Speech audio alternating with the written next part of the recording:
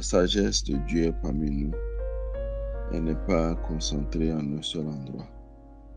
Et je crois que le Seigneur, le Saint-Esprit lui-même, nous enseigne toutes choses et nous prépare d'avance aux choses pour lesquelles nous devons intercéder. Je loue le Seigneur pour cela.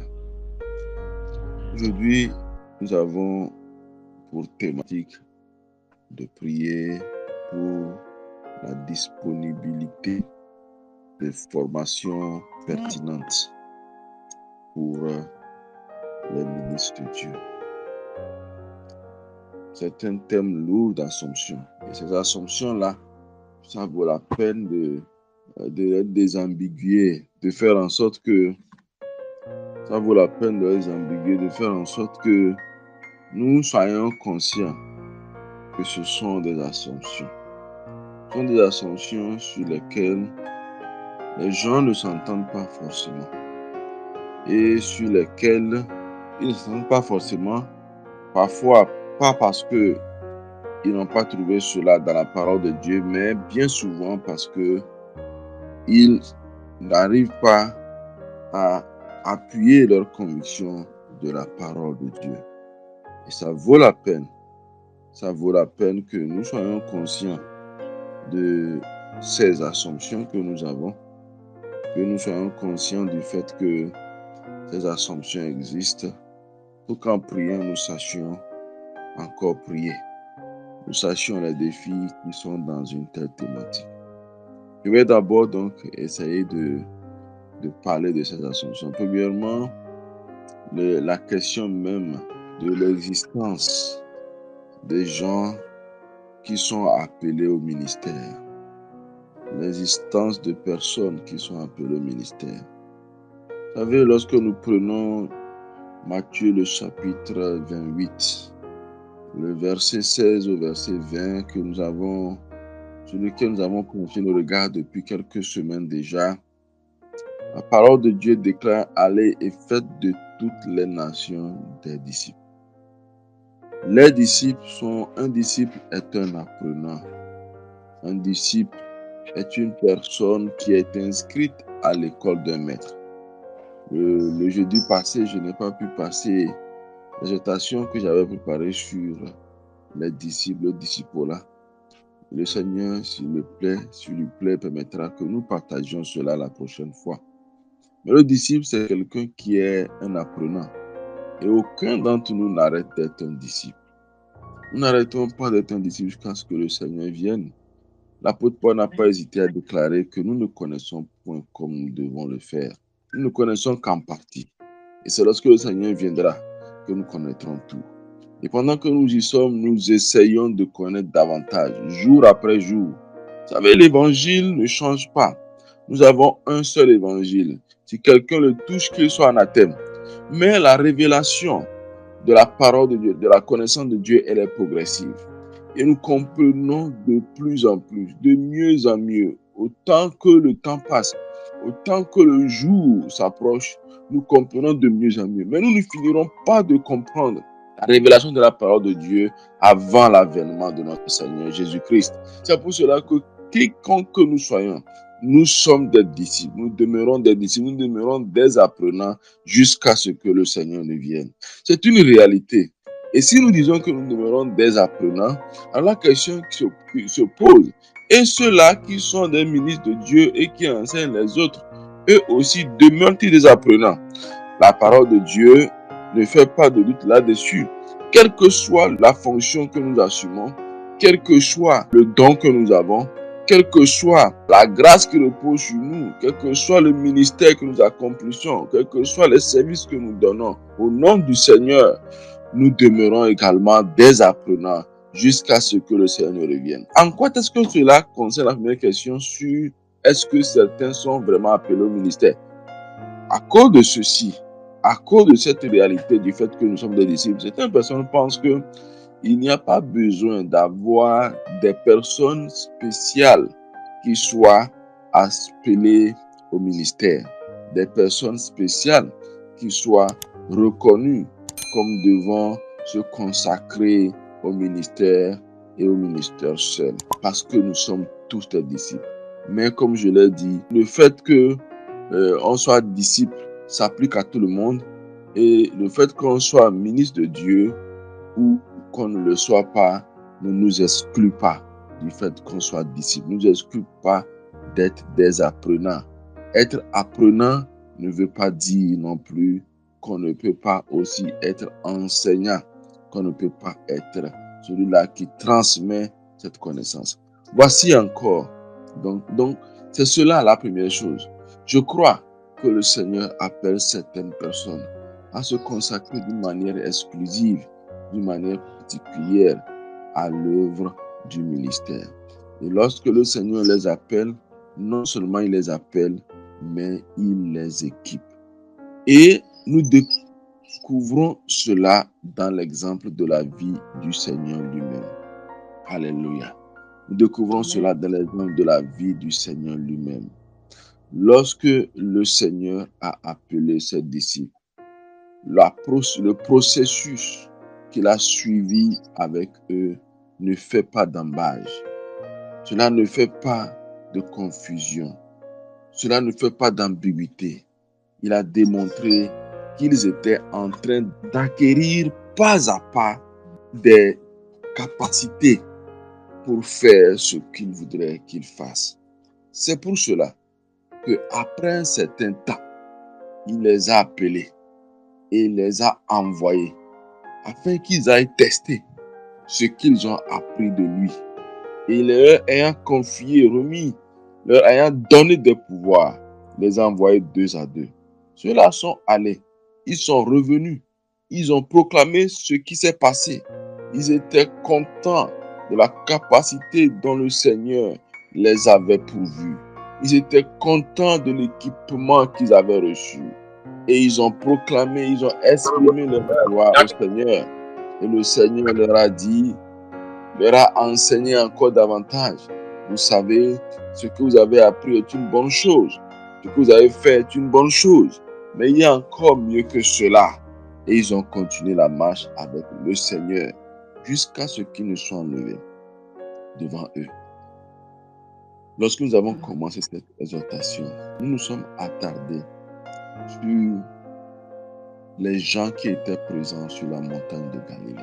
Et si vous vous rappelez, nous avons dit que toutes les conjectures, tout ce que nous pouvons faire, tout ce que nous pouvons regarder, nous pouvons considérer les passages, l'association que nous pouvons faire des différents passages qui ont conduit à ce rendez-vous sur la montagne de Galilée.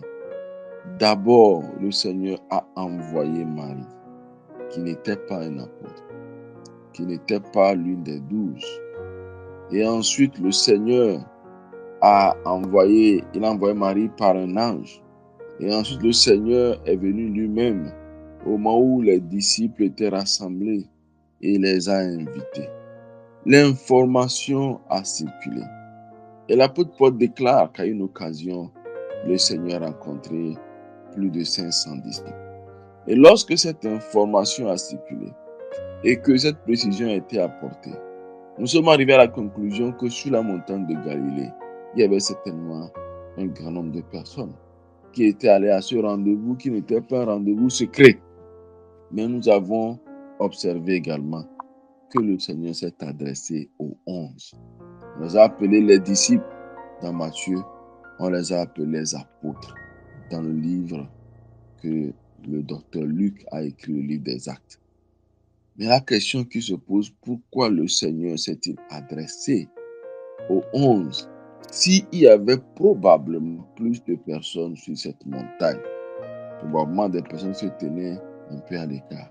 C'est parce que ces personnes qu'il a appelées et qu'il a équipées avaient à ses yeux une responsabilité particulière.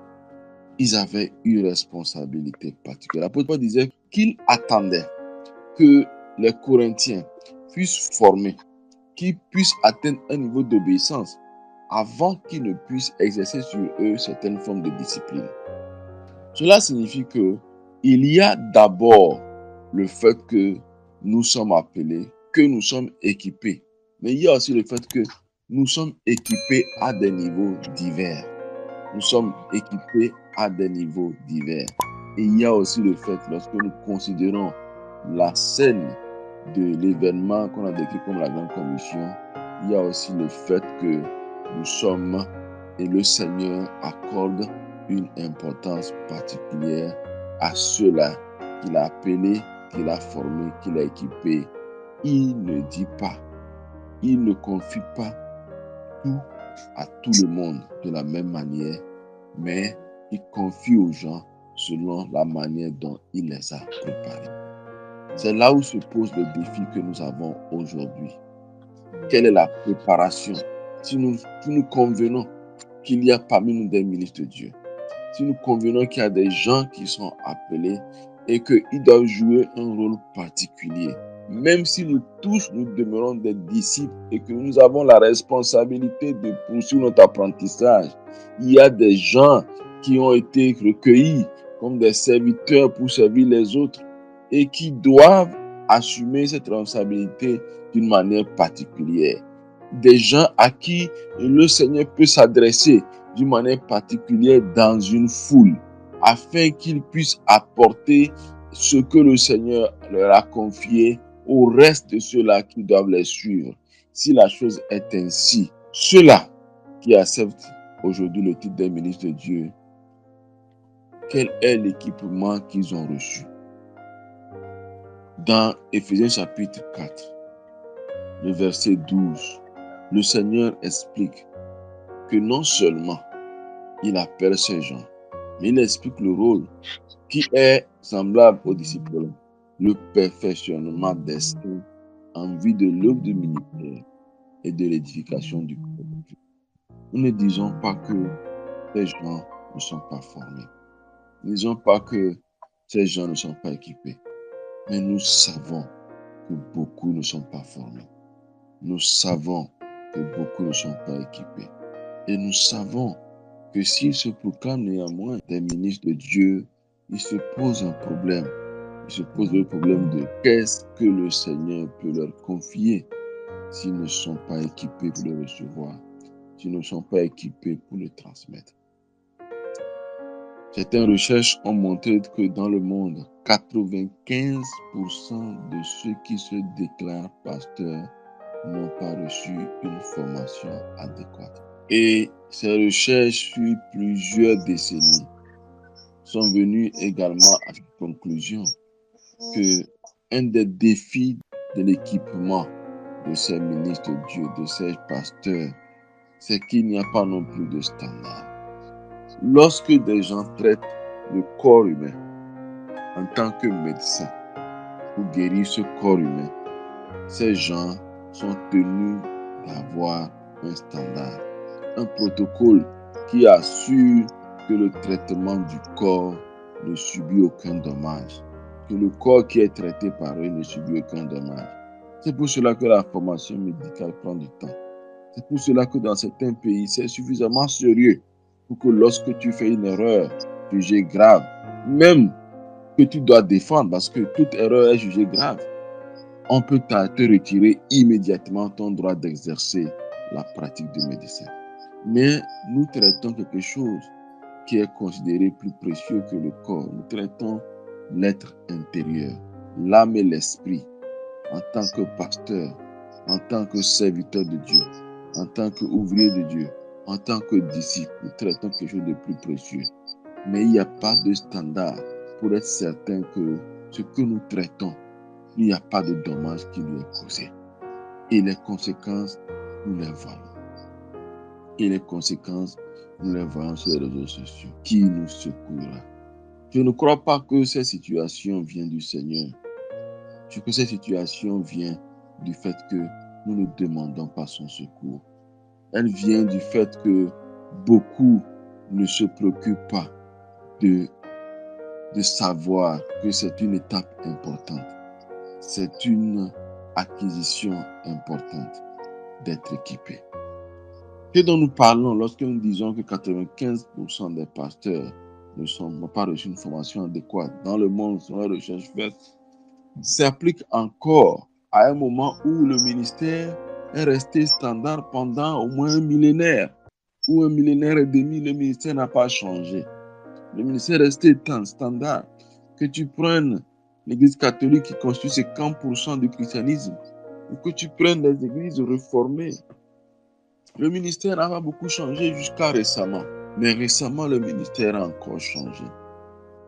Avec le numérique, avec le changement du monde qui a été imposé par les opportunités du numérique, la question est là. Quel est le ministère ou comment exercer ce ministère dans ce nouveau monde? Si on n'avait même pas encore pu exercer le ministère, apprendre à avoir un protocole compétent avant ce nouveau changement, qu'en est-il aujourd'hui? Qu'en est-il aujourd'hui après ce changement? Une de mes exhortations, j'avais dit que beaucoup de gens sont perdus et ne savent pas ce qu'il faut dire ou ce qu'il faut faire en tant que pasteur. Beaucoup de nos frères nous ont fait ce témoignage. Des églises qui sont vendues parce que le pasteur se rend compte que c'est un domaine qui ne paye plus. Des gens qui ne savent plus s'il faut s'associer à d'autres personnes en tant qu'église ou s'il faut continuer eux-mêmes, que ce soit en Occident ou dans nos pays. La réalité est la même. Mais le Seigneur n'est pas resté silencieux. Le Seigneur nous a suscité pour prier, comme il a suscité beaucoup d'autres organisations qui essayent d'orienter le ministère aujourd'hui.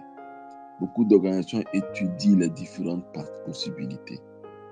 Le ministère sur le plan physique, comme nous l'avions jusqu'à présent, est toujours là. Mais nous savons que au Togo, nous avons connu une situation spéciale de restriction qui nous a montré que on peut risquer de ne pas avoir la possibilité de faire le ministère physique comme nous le faisions. On peut le risquer. Dans d'autres endroits, certains sont imposés ces restrictions. Mais qui va équiper, former les gens qui exercent ce ministère à savoir comment être aussi efficace malgré les restrictions? Nous prions que le Seigneur nous aide à cela. La situation est encore plus aggravée en Afrique. Pourquoi? Parce que l'Afrique contient le plus grand nombre de chrétiens au monde aujourd'hui. C'est le continent qui contient le plus grand nombre de chrétiens au monde aujourd'hui. Mais malgré ce grand nombre de chrétiens, et malgré que bientôt, en Afrique, nous aurons la moitié de tous les chrétiens du monde seront en Afrique. Malgré cela, nous n'avons pas, nous aussi, cette capacité. Nous aussi qui avons la plus grande population à gérer, chrétiens à gérer sur la terre que Dieu a faite aujourd'hui, nous n'avons pas non plus d'équipement. Et malheureusement, nous sommes encore ceux-là qui semblent être en retard. Certains parlent d'une combinaison, de former les gens dans une combinaison d'une église physique et numérique. Beaucoup d'églises essayent cela. On a une présence physique quelque part, mais nous essayons d'être également dans le numérique, sur les réseaux sociaux, sur des plateformes numériques où les gens peuvent nous toucher. Mais quelle est l'approche adoptée? Parfois, cette église numérique, cette présence numérique est une présence qui est secondaire ou tertiaire, ou même une présence qui est disparate, c'est-à-dire que c'est de temps en temps qu'on nous voit là-bas, qu'on exerce ce ministère. Est-ce que ça vaut vraiment la peine? Ça vaut la peine? Est-ce qu'il faut l'exercer simplement de façon lapidaire, de façon passagère, comme si cela n'était pas important? Aujourd'hui, il existe des églises qui n'ont pas de présence physique, des églises carrément numériques, où les gens n'ont pas d'église. C'est comme quand vous avez un groupe WhatsApp, et c'est de temps en temps que les gens du groupe se réunissent quelque part. Si le ministère est important aux yeux du Seigneur, si les gens appelés au ministère ont un rôle particulier, au point où, dans une foule, le Seigneur peut s'adresser à eux et pas au reste de la foule, afin qu'ils puissent s'assurer de transmettre et d'amener les autres à suivre ce que le Seigneur a prescrit. Et si ces personnes-là ont cette importance, combien ne doivent-ils avoir l'équipement dont ils ont besoin? Ce que nous avons vu le Seigneur faire, c'est que le Seigneur nous donne toujours selon l'équipement que nous avons. Moins des gens sont équipés, moins ils ont des responsabilités et moins ils ont à faire dans un monde où il y a tellement à faire pour la moisson. Moins les gens sont équipés et malheureusement, plus ils sont obligés de prétendre parce qu'ils n'ont pas reçu de mandat puisqu'ils n'ont pas l'équipement qu'il faut.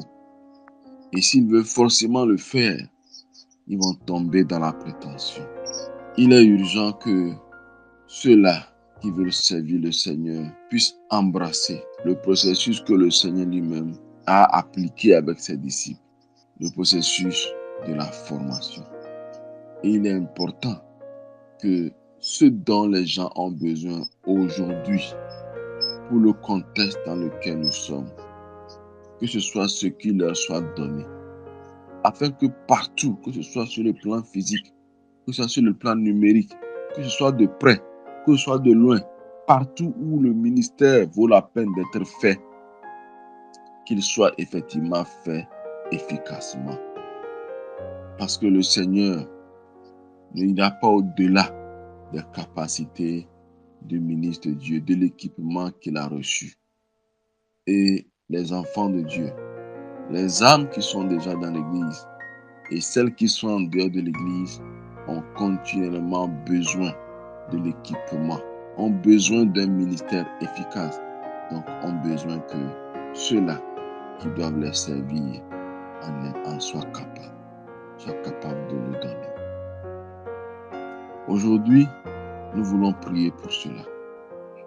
Et nous nous rappelons d'une chose. Nous nous rappelons que le Seigneur lui-même a donné le modèle en équipant ses apôtres. Il a montré leur importance en s'adressant à eux particulièrement pour leur enseigner la grande commission. Et nous savons que cette grande commission n'est pas pour eux seuls, elle est pour tous ceux-là, tous les saints, et que tous ces saints doivent être perfectionnés pour le deux ministères. Nous voulons que le saint puisse être perfectionné de la meilleure manière possible. Et nous voulons que le Seigneur, à tous ceux qui désirent le servir, crée davantage d'opportunités dans notre pays, partout, pour que pas seulement 5% qui sont formés, et que ces 5% ne soient même pas formés n'importe comment, mais qu'il soit plus qui soient formés, et qu'ils soient formés de manière pertinente pour l'œuvre qui nous attend dans cette génération. Nous prions parce que nous savons que le Seigneur attend notre prière et que le Seigneur le fera. Depuis que nous avons commencé à prier, je sais que le Seigneur agit. La semaine passée, j'ai vu un communiqué du gouvernement dans lequel le gouvernement lance des filières de formation dans le domaine du numérique où beaucoup de gens peuvent apprendre. J'ai salué cela et dit gloire au Seigneur. Parce que ces filières-là seront des filières dans lesquelles, lorsque nos frères s'instruisent, ils apprendront aussi comment les adapter pour que le royaume de Dieu puisse venir, le règne de Dieu puisse venir, le royaume de Dieu puisse s'étendre et que nous puissions faire de plus en plus efficacement le ministère. Le Seigneur écoute nos prières d'une manière ou d'une autre. Le Seigneur est à l'œuvre dans ce que nous sommes en train de demander. Que le Saint-Esprit nous inspire encore cet après-midi afin que nous puissions faire notre part, de frapper à la porte du Seigneur, de crier vers lui, car il nous écoutera. Que le Seigneur bénisse sa parole. Amen.